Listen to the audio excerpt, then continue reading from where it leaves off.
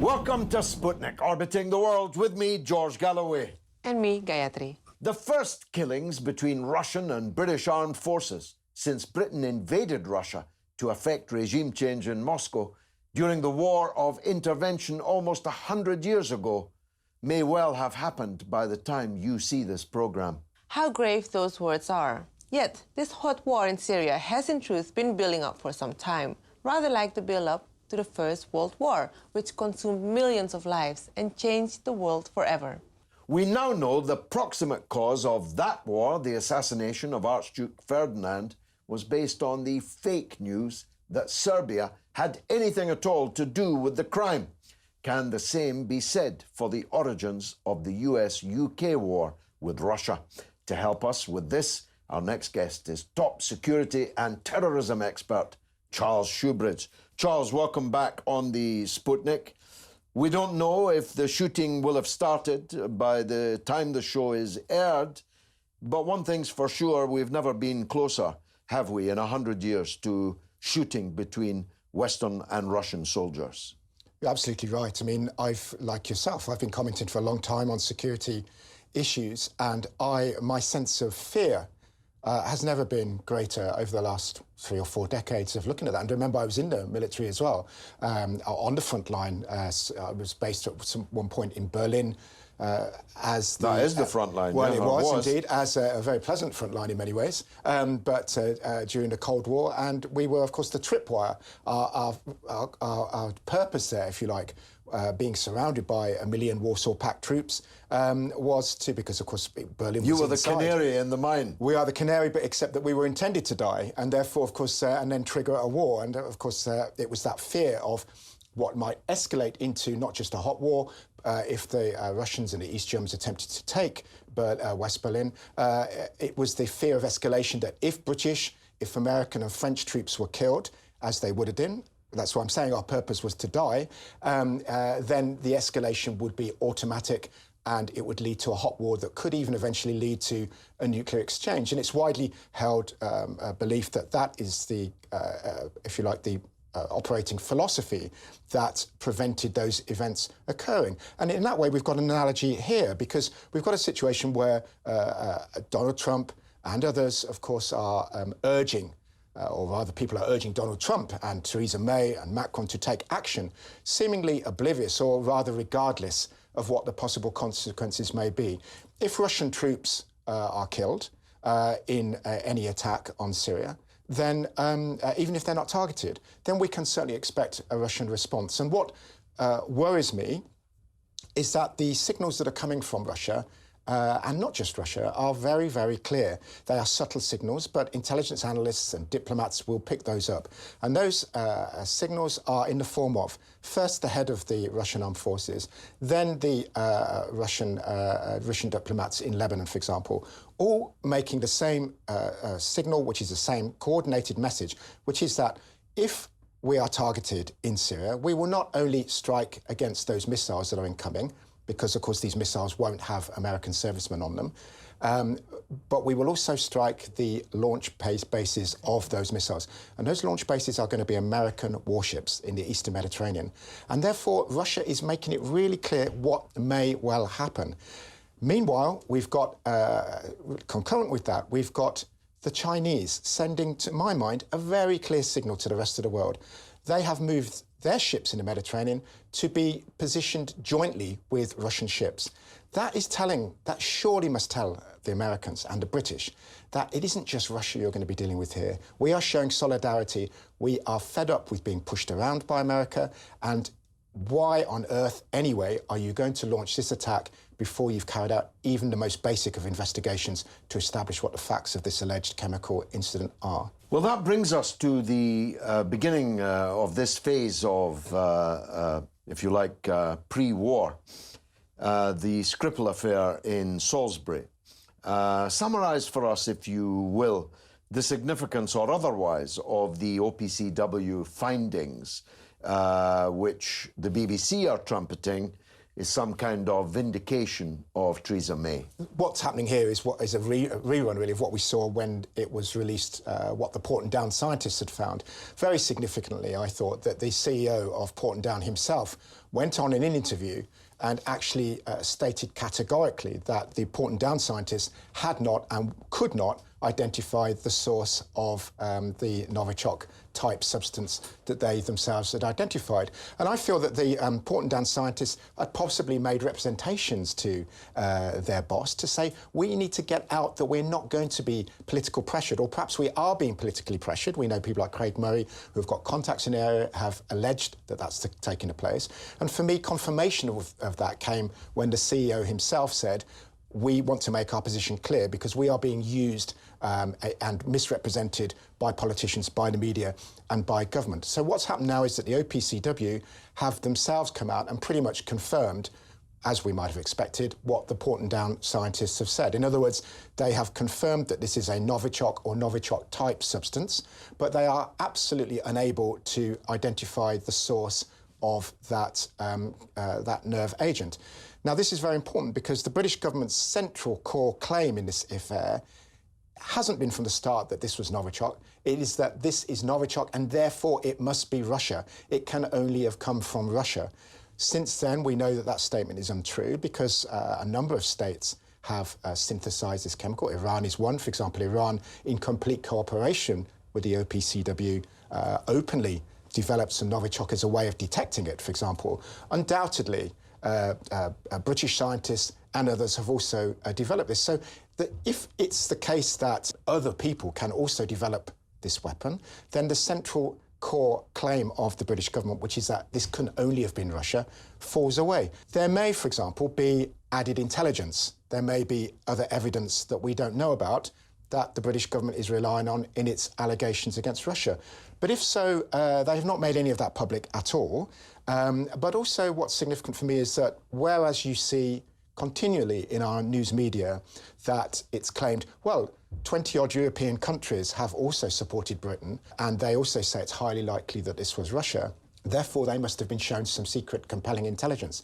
And yet, the European leaders that have spoken out on this, for example, some German politicians, and also, notably, the Czech president, have said on record, we are backing Britain because we back our allies when we're called upon to do so. But eventually we're going to need to be shown some evidence. And that tells us, surely, clearly, that the British actually, it would appear, haven't given any evidence. And then the question comes, well, if they haven't shown this evidence, why on earth not? But also the fact that they insist that it's military-grade Novichok. Yeah, what does that mean? Don't you think they would have been dead, lying at first instance? Well, I was going to ask that very question. Because this is what you see in the Americans. I saw on television yesterday, I think on RT actually, a man putting a tiny drop of pretend Novichok on a tissue, and he said, military-grade nerve agent, this amount would kill 10 people. Yeah. So how did it come to pass that nobody was killed? The Salisbury 3 turned out to be a cat and 2 guinea pigs. Sadly. Indeed, sadly, inexplicably, actually. But nobody was killed. Yulia is out. She's talking freely. Freely, as she can be. Freely. Well, she's not on talking the telephone. Yes. To her relatives that she now doesn't want to see. You know where I'm going with this. In other words, what kind of military-grade nerve agent is it that doesn't kill anybody? What we've seen is, as you're both well aware, as many people are well aware, I think, is that the narrative, the media narrative, which has really parroted what the British government has said on this, we're talking about the US, UK media generally, has altered and been amended to suit the facts as they develop. So in other words, when the facts don't suit what the media and the government claimed, they then rewrite their coverage as if all along they'd said something different. The recent, the OPCW findings will themselves almost certainly be rewritten to suggest that Well, actually, first of all, as you've said, and the headlines suggest this, oh no, this backs the UK government's claim, even though it actually doesn't. And secondly, will be written to say, well, we in the media and we, the government, never claimed that the OPCW would back that because it's not in their capability or in their remit to actually name a country, despite the fact that before the OPCW results were coming out, that was the suggestion that the Foreign Office and others were making, that they would be backing. And so, again, we've seen that with the issue of the so-called military-grade nerve agent. I mean, it obviously raised the question, well, what would be a non-military grade nerve agent? A hobby grade, exactly. Civilian grade, we only use this in nightclubs or something. So it's a very strange concept, but it's, again, a good example of the way that the media narrative has been rewritten, because, after all, our media were full of stories, actually ones that I would support. That nerve agent is, as George has just suggested, an extremely potent weapon. Why have it if it's not? If it's not so horrible, why ban it under various conventions and so on? It's a fearsome weapon and a very powerful weapon, and ordinarily quite a fast-acting weapon as well. Yeah. And in very small quantities will produce death very, very quickly. And that's what our media correctly told us. And also the media's experts, always the same experts when it comes to chemical weapons, two of them in particular, neither of them with any advanced qualifications in chemistry, but always invariably repeating the government's line, whether it's about Skripal, whether it's about Syria, whether it's about any other aspect, and always supportive of that government line, and then changing every few days their opinion depending on what the circumstances are. And so we've got a situation there where now, given that the Skripals, everybody that was exposed to this nerve agent has recovered from it, which is extraordinary given what we were told before. Now suddenly our media is full of stories like, oh, this even more proves that it was the Russians, because this shows that they've developed a special kind of Novichok, which actually is either A, they try and say send a message, or B, not kill them, or B, was designed to be slow-acting. As one so-called expert called it, boutique Novichok, or as has been widely called on social media, Novichok light. And of course that then begs the question for people like myself.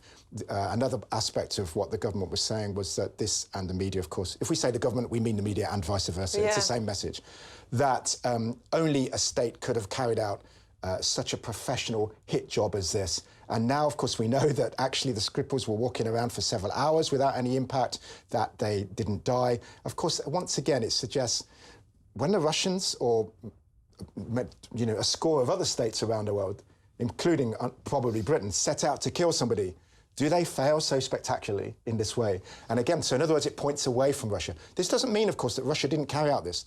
It just means that there's just no evidence. The official narrative has fallen into disrepute. It would have been far more effective to put plastic bags over their heads and suffocate them.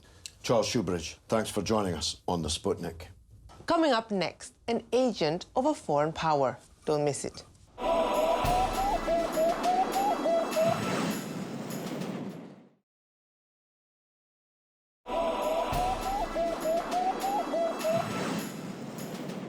Welcome back to Sputnik.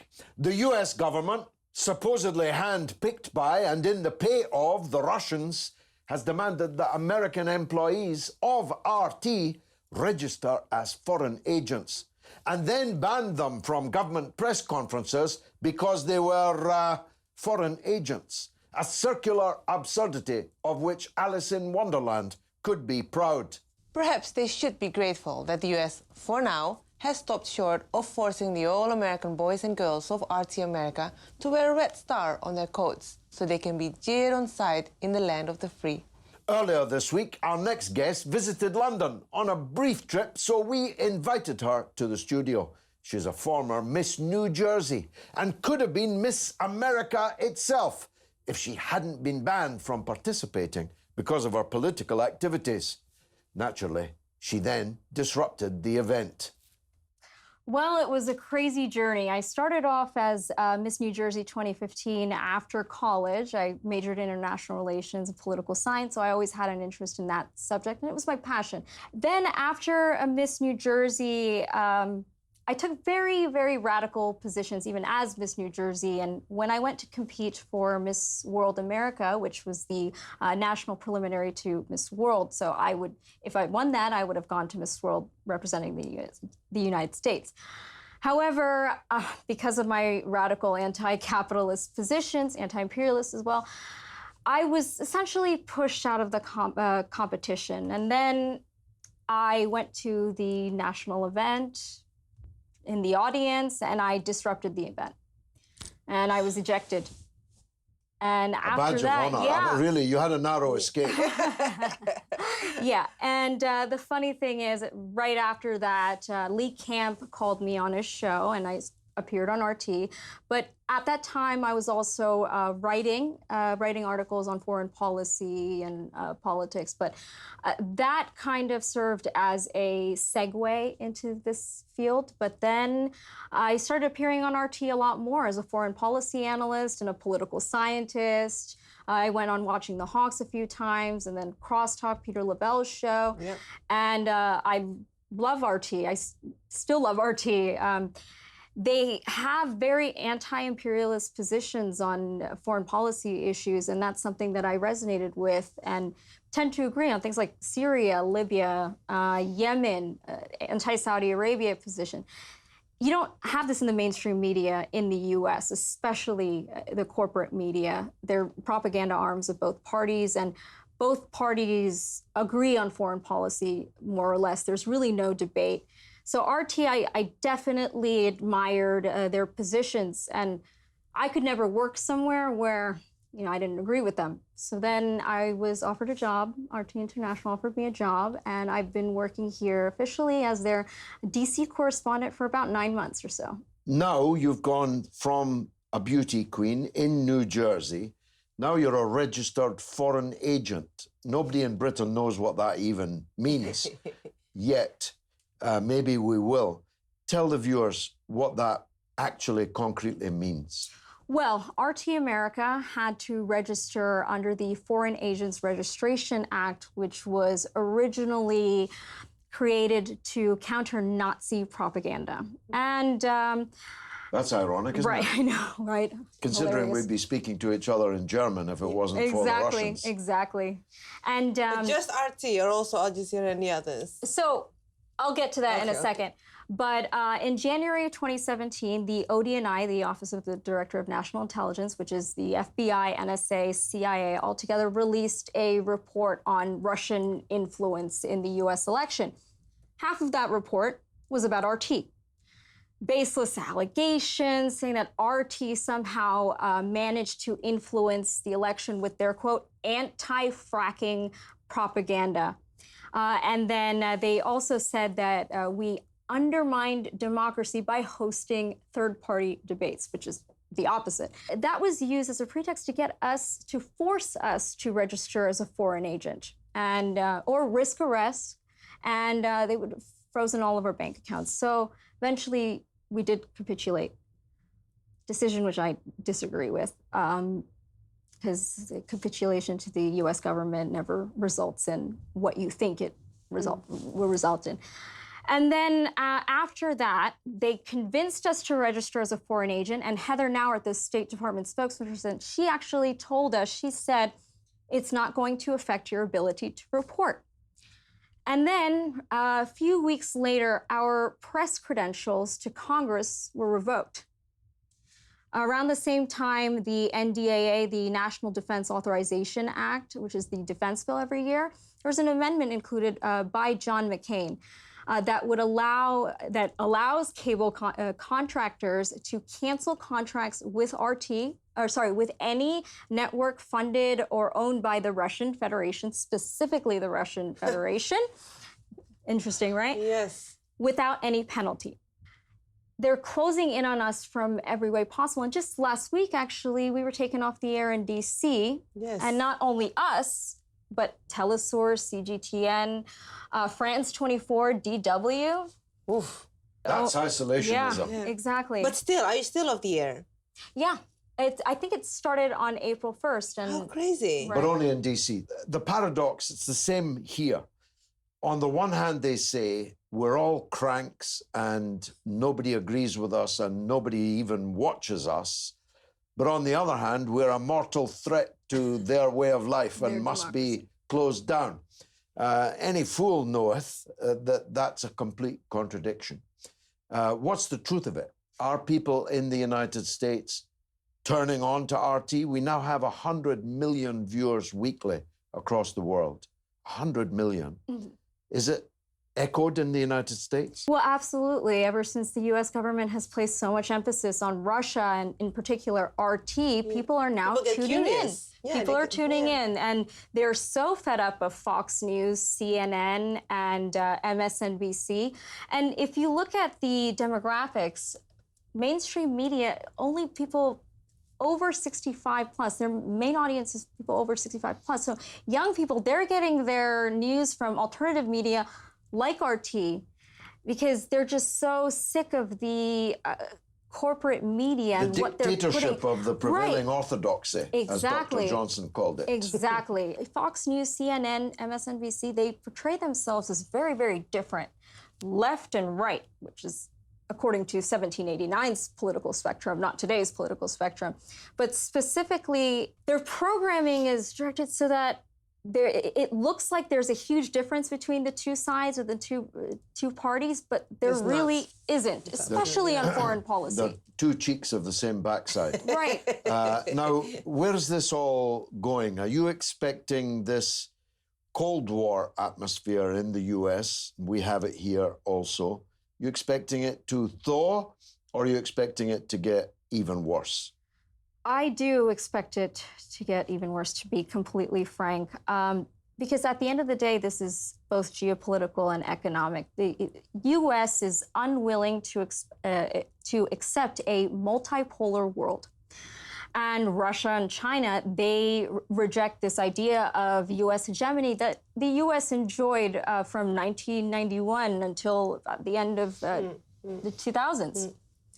And what it looks like, it's only getting worse because you see the West or European countries aligning with the U.S., for example, which has happened, the poisoning of the ex-spy. Yeah. And who have survived, by the way. Yeah. And you see other countries such as China. Although their pets have died. I don't know if you know. The British locked up the house with cats and guinea pigs inside, and all have now perished for lack of water. So you think this is not for turning, that notwithstanding Trump, whose instincts towards Russia, to me, don't seem bad, but who is being pushed all the time by the deep state and so on, you think it's going from bad to worse? Yes, because Trump also admitted in a Time magazine interview that he left his foreign policy up to his generals because he really doesn't know much. I think that his policies are being manipulated by the so-called military establishment and by the deep state. But yes, I don't think it's going in the right direction. Well, let me tell you about the poisoning. I spoke to someone in the last few days who spoke to Trump about it, and very recently. And that person told me that Trump doesn't believe Theresa May's narrative.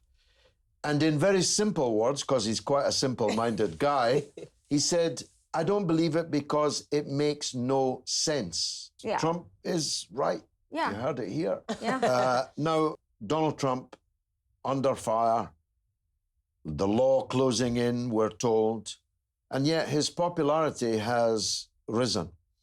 If he survives Mueller, do you think he'll run? And if he runs, will he be re-elected for a second term? I do believe so, because Trump has a message. I don't agree with that message, but at least he has a message.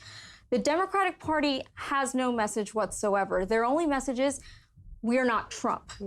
They concocted this whole Russia narrative to deflect from the actual problems that they have, and they don't want to change their policy, so they're focusing on identity politics. They're portraying Trump as racist, sexist, which he might be, but there are so many other things that you can criticize Trump on. Yeah. So. Well, Sameera Khan, you'll always be Miss America to us, even if they think you're Miss Russia. Resplendent in red. Thanks. They've actually called me Miss Russia Today 2017. Fantastic. Yeah. The If liberals. you don't mind me saying so, that's a better title than Miss New Jersey. Yeah. Thank you That's for hilarious. joining us No problem. on board the Thank you. Sputnik. It's a pleasure. And now it's your turn to tell us what you think through the portals of social media. What's rattling, Gayatri? Well, as we are on the verge of actual war, a lot, but most of it will depress you. So I've got some better positive news for you from the Russia House. On this day in 1961, Yuri Gagarin, the Russian cosmonaut, became the first man to orbit the Earth and look down from the heavens on this dear Earth. How beautifully put. And of course, the irony is not lost because this dear Earth may be entering its final chapter if Donald Trump has his way and World War III is the result. Well, on that sad note, we'll leave it at that. Which, alas, means that's the end of the show. But you can still stay in touch with us on social media, on Twitter, RT_Sputnik, or on Instagram and Facebook, Sputnik on Russia Today. It's goodbye from me, Gayatri. And from me, George Galloway. I hope we're all still here next week.